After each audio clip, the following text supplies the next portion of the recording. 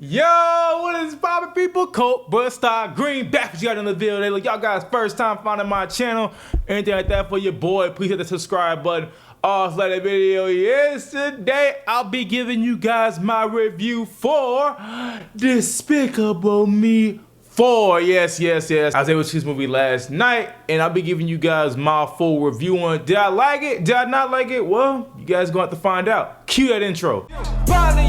We got a problem, we got a problem, we got a problem, we got a problem, we got a problem, we got a problem, yeah, it's probably you, yeah, we got a problem, we got a problem, yeah, we got a problem, we got a problem, we got a problem. If you take it personal, that's okay. Despicable Me. So yes, another year, another Despicable Me movie. Now the rest of them have been good to decent, but how does this one fare? Well, I'm about to tell you guys. So before going too deep, let me tell you guys what this movie's about. Gru welcomes a new member to the family, Gru Jr., who's intent on tormenting his dad. However, their peaceful existence soon comes crashing down when a criminal mastermind, Maxine, escapes from prison and vows revenge against Gru.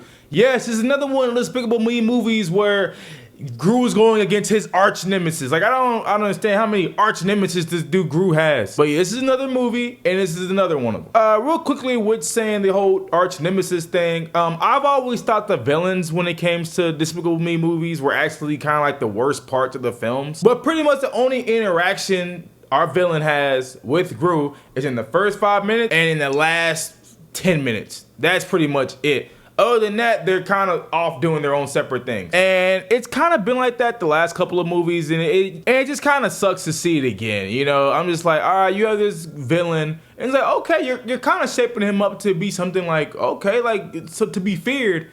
And then you're like, oh, okay, it's another one of those villains. So yeah, I mean, look, it's a PG movie, but I wish they villains would just be a little bit better. But hey, get that out the way. There was a lot I really did like with this movie. Let's talk about it. Okay, walking into this movie, there was no way I thought that I would get as much amount of laughs as I got during this movie. I was sitting next to my godfather, Corey Coleman from Double Toasted, and me and him were pretty much having a blast throughout this entire movie. Like, all of the unexpected laughs that came with this movie really got to me. And I know the Lacko movies, like, they center on it trying to be funny, but this one was like, okay, you got me there. I was like, oh, you got me there. Like, oh, you got me there too. It was like, yo, I was really having a great experience watching this film. And another thing that these Despicable movies do really well is they make the movie so fun. It's so hard to be like out of touch with these movies or get bored with these movies.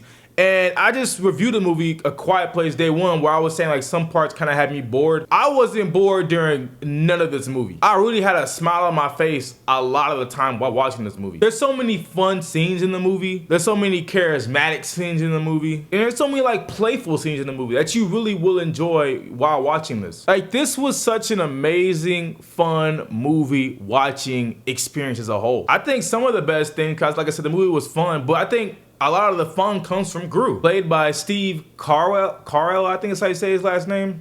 Look, I've always thought he was great as Gru, and look, he's great again here. And you have your other characters, you have Miranda Cosgrove, Will Ferrell, you know, the kids. And honestly, in this movie, the little three girls don't really have too much to do. The person that has the most to do behind Gru is the new one, the baby. Now, I'm not spoiling anything, but they pretty much introduced the baby for a specific plot point. I'm not gonna spoil that, but it was kind of nice to see a good change in pace of Gru. Gru's always, you know, kind of like this, I wanna be a super villain, but not really and all that. But in this one, he's like, no, I really want to step up and be this father figure to this baby that I have. And I really like that change in pace of Gru's character. So, hey, Steve Carell, Gru, look, the movie centers around him and it works around him. Like I said, you have your other characters, but they all have their little moments to shine, but they not really that important in this story. Another thing I gotta say is the song selections they use in this movie are really done well. I know Pharrell is like the main person kind of behind the soundtracks and everything, and he still does a phenomenal job. If you guys saw me earlier, I was dancing to one of his songs called Despicable Me. He still makes some new songs in this movie as well, and they all work as well. But there's also some other songs they throw in there that I'm like, yo, that's a really good song placement. Like they end up playing Word Up And when they played it, I was like, because it just works for the scene so well. Like, let me give you an example. Everybody say, when you hear the call, you got to get it underway. Like when that song played in the movie, I was in my chair just dancing and grooving. They know how to work them songs in. There was a lot I liked. The big bummers was the villain I thought was really weak, but the villains to me ain't never really been that good. Another thing is, this movie contains a lot of ideas. There is a lot of ideas in this movie, and the runtime is only like an hour and 30, hour 40. They do not have enough time for all these ideas that they're placing to be thoroughly done. A lot of these ideas don't really have a lot of time to breathe. I'll give you guys an example. For the marketing, they've been showing these minions, right? And they're like souped up minions, pretty much the goddamn Fantastic Four, all right? Fantastic Four / the X-Men, pretty much, right? And I'm like, okay, cool, they're doing something with these minions, cool. But the idea isn't thoroughly finished. I don't even know if I even use the right word right there. But it's like, okay, you had this cool idea. I'm like, all right, here you're going with it. But then the movie's like, oh wait, we only got an hour and 30.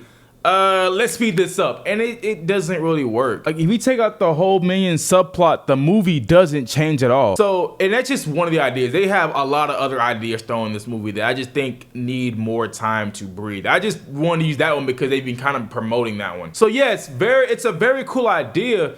But if you're gonna introduce this and you're gonna have them minions doing their own little side plot and whatever, you're gonna have to give it time to breathe, and they don't do it. They just kind of just fast forward through it. They're like, okay, they know how to use their powers, boom, okay, here's the end of the movie. You know what I'm saying? It's just like, yo, let's have them have time to let it breathe. And yeah, those are my two big criticisms in the movie. I just think the villain was weak, and all these ideas don't really have a lot of time to breathe. But other than that, I'm not gonna lie. For a kid's movie, for a movie that ain't even marketed to me anymore, I had a blast watching this. Now I know, like, if you see it, your theater might be a little loud. And this is nothing against the film or anything like that, but the theater we saw it in, it was nothing but kids laughing, crying, stuff like that, and it kind of bothered me a little bit, but I'm not taking points off of it. I'm just saying, beware. Y'all guys know, you know, you see, you know, it's a kid's movie. But I'm gonna give you guys my rating on the film. Look, I really did enjoy this. No, I don't think this is the best one in the series, but I mean, I had a fun time watching the movie. From start to finish, like I said, if it wasn't just for those two big criticisms, I think this movie would have been like damn near 9 out of 10, but